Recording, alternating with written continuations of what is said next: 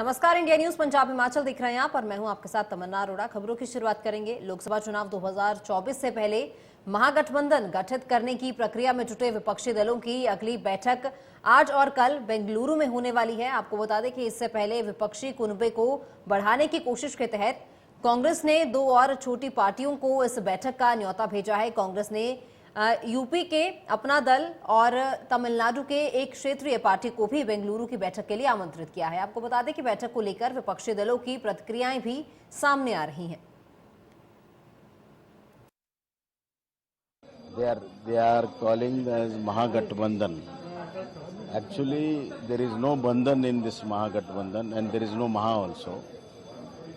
Their sole aim is to bring down Modi, which is just impossible, because right from the common man, poor man, woman still remembers all the programs of Narendra Modi which have reached them, and they are taking benefit every month. The country has progressed economically and socially in a big leap. Internationally it has been recognized, and the whole world was really drowning with COVID and struggling to come back economically. India is in forefront. मुझे नहीं लगता उसमें कोई बड़ा सवाल था, क्योंकि इन दोनों चीजों का कोई संबंध नहीं है। कांग्रेस पार्टी सदैव संघीय ढांचे की रक्षा में खड़ी रही है। कांग्रेस पार्टी सदैव राज्यपालों और उपराज्यपालों का जो दुरुपयोग किया जाता है भारतीय जनता पार्टी सरकार द्वारा, उसके विरोध में अपनी आवाज उठाती आई है।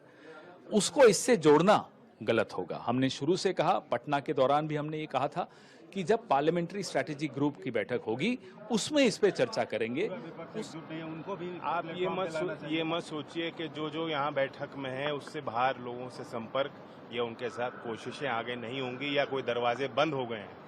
दरवाजे हमारे खुले हैं। सैद्धांतिक रूप से हमारे मुद्दों पे जो भी मेल रखते हैं, जो संगठन हैं, जो पार्टियां हैं, जो नेता हैं, वे साथ आएंगे। मोदी जी अकेले हैं। मोदी जी को हराने के लिए विपक्ष की बैठकें हो रही हैं, इतने विपक्ष की पार्टियां इकट्ठी हो रही हैं, ऐसा नहीं है। क्योंकि एनडीए के पास भी बहुत गठक दल हैं। छोटी छोटी पार्टियां, क्षेत्रीय पार्टियों को लुभाने में भारतीय जनता पार्टी भी लगी है। तो ना तो मोदी जी अकेले हैं, ना विपक्ष अकेला है। Thank you. This is very important meeting. It will make a change in Indian politics. So the agenda will be sorted out in the afternoon. हमारा साथ एक Pawan Khera, AICC in charge media. Sir, opposition का मीटिंग है कल बेंगलुरु में, क्या agenda है sir this time?